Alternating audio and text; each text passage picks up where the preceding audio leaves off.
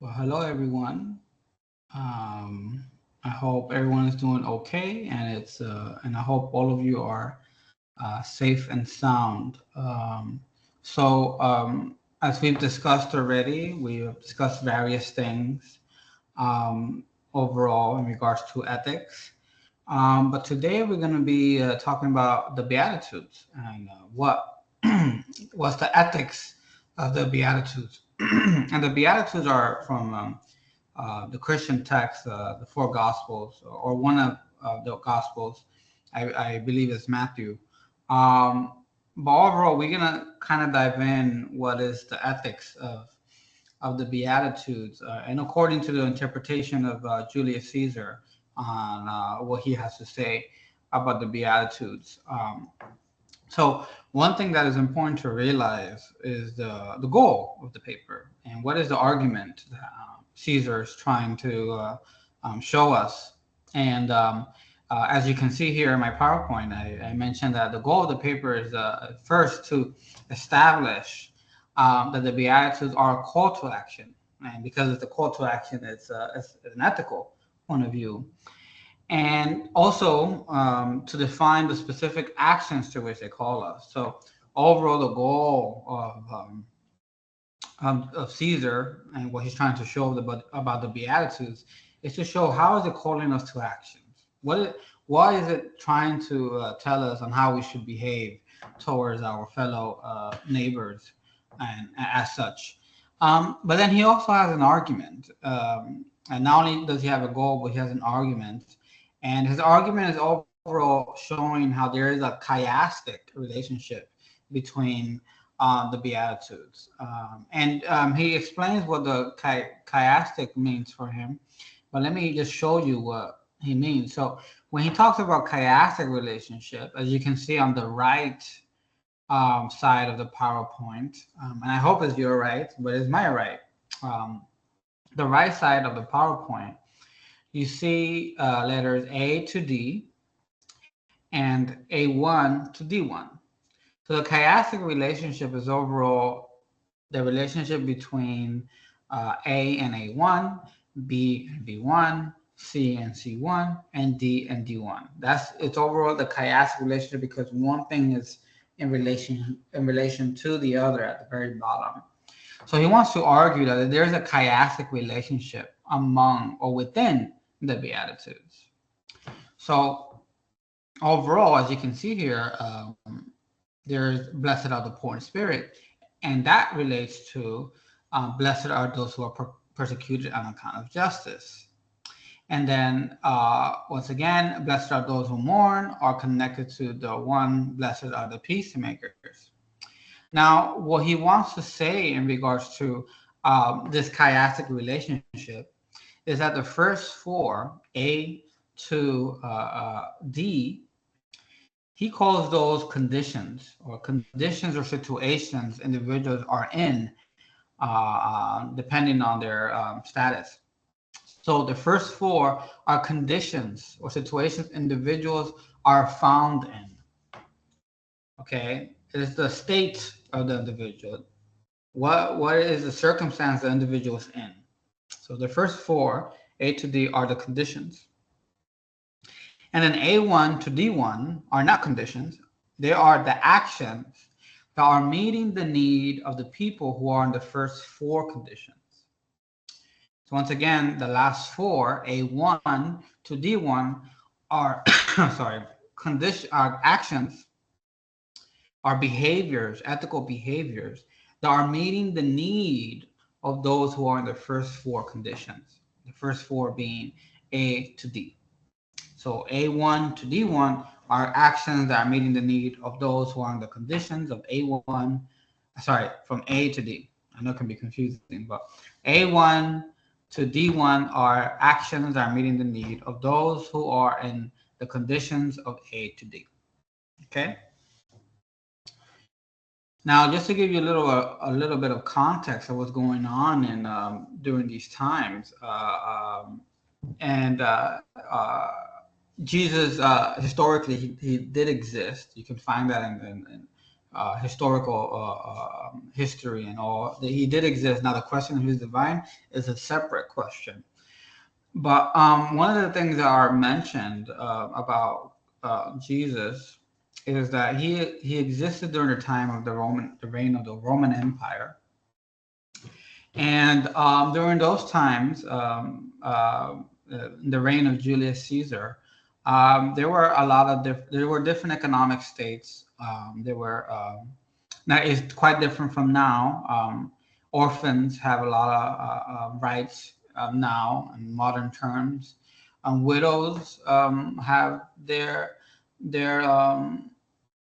support. There's various supports that widows have now. There's no slaves in now.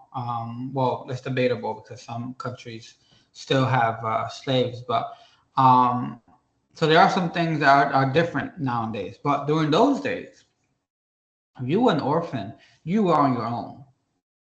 If you were a widow, you were also on your own, because sometimes these widows depend on the family to provide for them, and sometimes these family, they were either all dead or they didn't want anything to do with the widow. So widows, orphans, they were on their own. If you were poor, you were also on your own. There were no homeless shelters. There was no food stamps. There was nothing like that. So if you were in these conditions, you were struggle. So just pictured during the Roman Empire, there were individuals who are in these economic states. Now, for the Beatitudes, and the Beatitudes are calling people to want to be disciples of Christ. Well, this is the religious aspect. They're calling people to become disciples. But in order to become disciples, some actions need to be displayed in order to be a disciple, which is what the Beatitudes are offering. So one thing that is important to notice is that Beatitudes they're considered wisdom literature, which is similar to the Proverbs, because Proverbs is also wisdom literature. So the Beatitudes are also a sense of a wisdom literature. So it's just interesting, to have that connection. So I already mentioned this, but just to reiterate what I'm saying, A1 to D1 are actions that are meeting the needs of the first four conditions, which is A to D.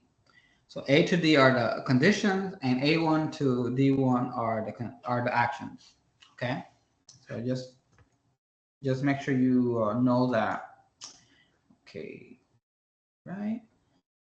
So in regards to the first condition and the first action, as you can see here in the PowerPoint, the poor in spirit are those who are economically struggling, or they are those who are spiritually downcasted, or they are individuals who lose hope or who have lost hope. And these are individuals who can be orphans or could be slaves. These are people who overall are downcasted by society. They are the poor in spirit. Whether you are poor in the literal sense, economically poor, or someone who has lost hope because of everything that has been occurring, these are people who fall under the poor in spirit condition, or the poor in spirit state, or the poor in spirit circumstance. So if I were to be economically poor, or if I'm losing hope because of everything I'm going through and because of the injustices that are going on in the government or in the country, then I will be considered a poor in spirit. But in these times, there were a lot of people who were in the category poor in spirit because they were either orphan, widows, or slaves, etc., etc. So people who are in the condition poor in spirit are these particular individuals. Now, when it comes to the action, right? The action is, blessed those who are persecuted on account of justice. These are individuals who are meeting the need of those who are poor in spirit. They are being persecuted for doing the right thing. Doing the right thing, according to Julius Caesar, is not Julius Caesar, sorry, Jerry Caesar, the author of the paper. So sorry if I'm confusing Julius Caesar with Jerry Caesar. I meant Jerry Caesar, the one who wrote this paper. Um, he says that the one who is fighting for those who are poor in spirit are being persecuted for it during those times. It's not easy to be just. It's not easy to fight for those who are wronged, right? According to the Beatitudes. So if you're being persecuted for if you're being persecuted for helping those who are in need, those who are poor in spirit, then blessed are you. So consider a time like World War II, and suppose you're someone from Germany, or you're German yourself, and you living during those times, and you are obligated to mention to the officers if you saw some Jews hiding. Now the Jews will be considered those who are poor in spirit because they're not being treated right during those times. They are downcasted by society during those times. So if you were to help those the Jews during that time, those who are poor in spirit, and you die for it or being persecuted for it, then blessed are you because you are overall being persecuted on account of justice. You are doing the right thing, even though society says another thing. You are defending those who are poor in spirit, even though society is persecuting you. So that's the first the condition and the action. The action is those who are being persecuted on account of justice are the ones who are meeting the need of those who are in those who are poor in spirit. So that's the first condition, and so A1, so A and A1. This is overall their relationship. But then you have blessed are those who are mourning, right? That's a condition. Remember, that's a B. Right? And then B1, the action is blessed are the peacemakers. Now, blessed those who are mourning for Jerry Caesar. He interprets this to say that those who are mourning are those who are going through tremendous loss. Mind you, during these times, there were a lot of invasions going on, a lot of diseases, a lot of death was going on. So it was quite natural to see a lot of people dying all the time. So there were a lot of people who were mourning. They had tremendous loss in these situations. So that's the condition. Those who are going through tremendous loss are those who are in the condition, those who are mourning. But those who are the peacemakers, right? The reading says these are people who are providing shalom, SHALOM. It's not just saying shalom or peace to you, but shalom means to give an action that meets the need of those who are mourning. You are giving the peace to those who have no peace because they're mourning. You are being there for those particular individuals who are going through the motions, who are going through difficult times, mourning for the loss of individuals. So in this case, blessed are the peacemakers is an action. It's an action that is meeting the need of this particular condition because they are being there, they are providing shalom and peace to those who are, they're providing peace and shalom to those who are mourning and are going through tremendous loss.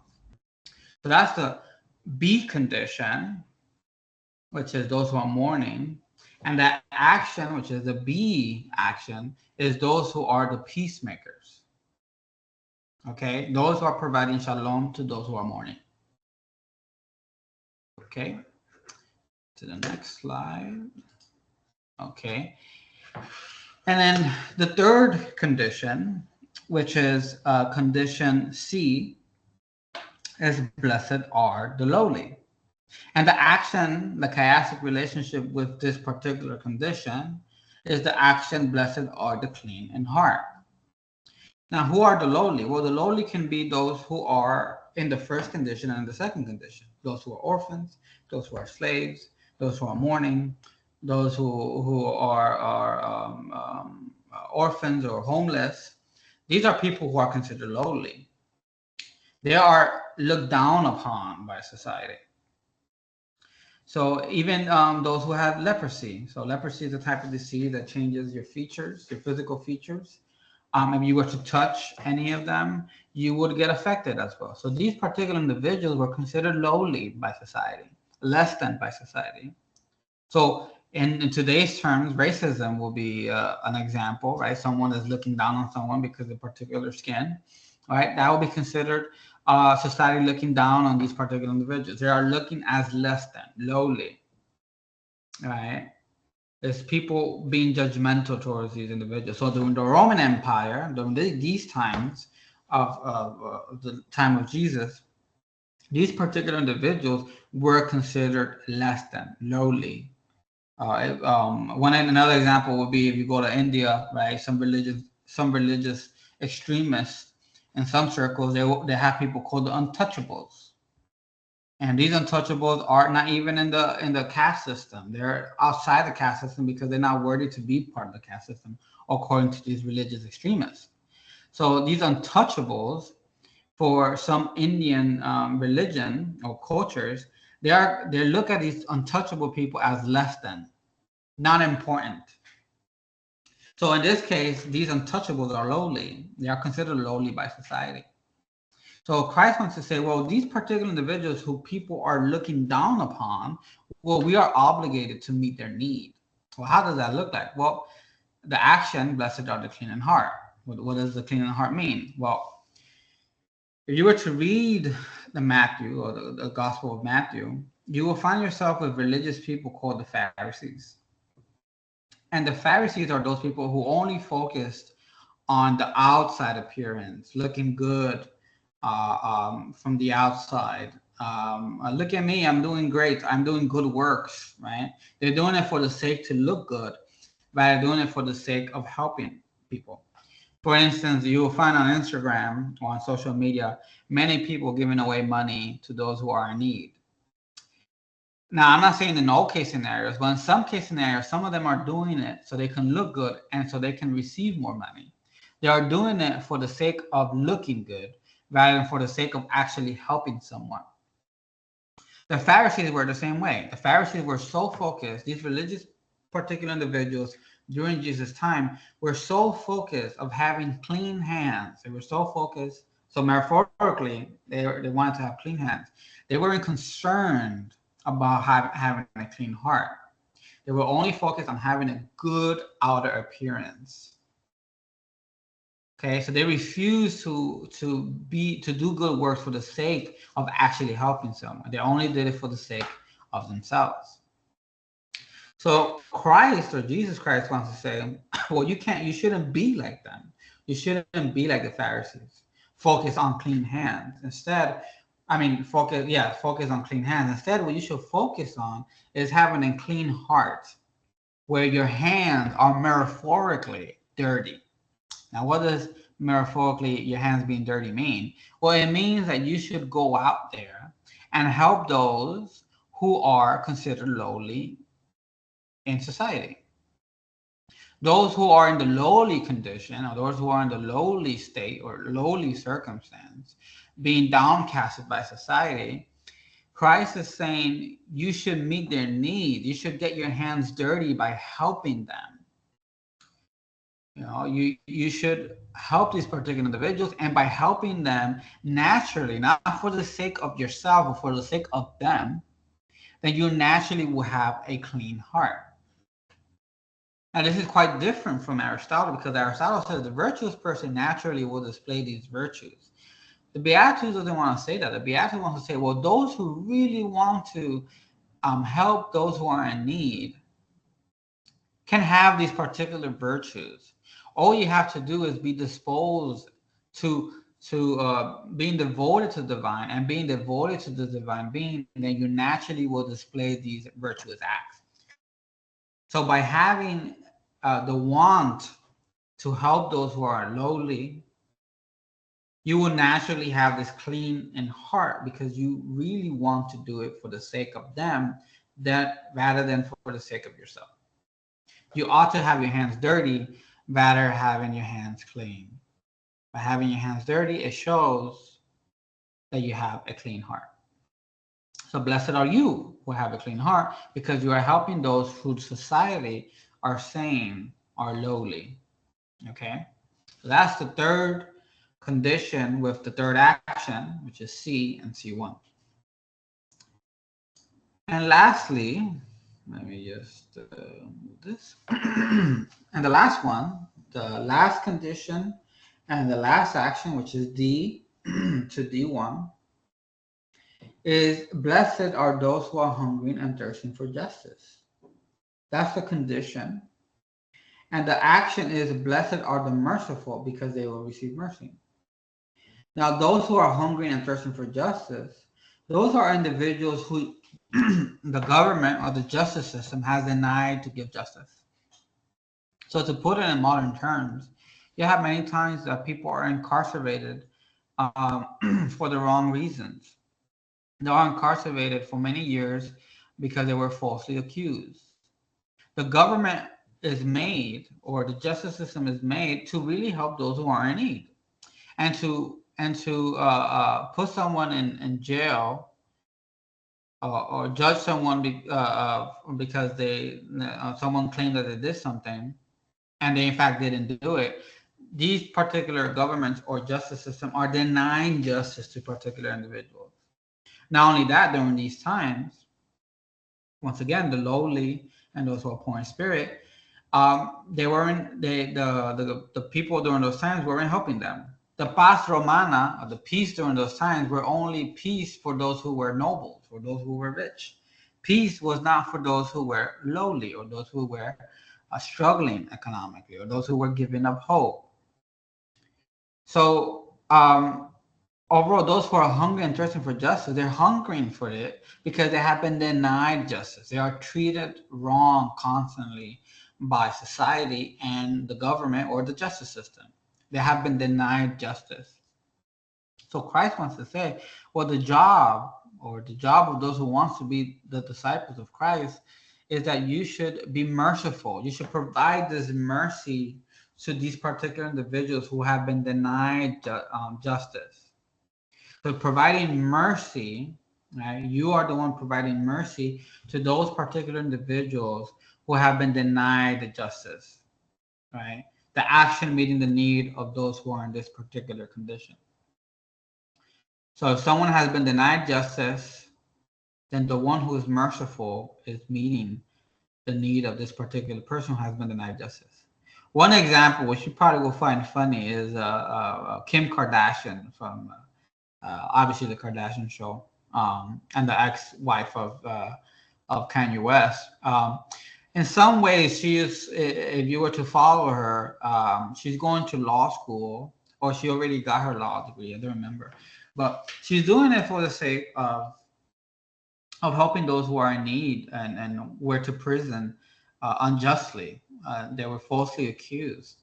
So I know it's a funny example, but Kim Kardashian is technically being merciful to those who have been denied justice, for those where the justice system has neglected these particular individuals. They are in jail for no reason. They are in jail because they are falsely accused.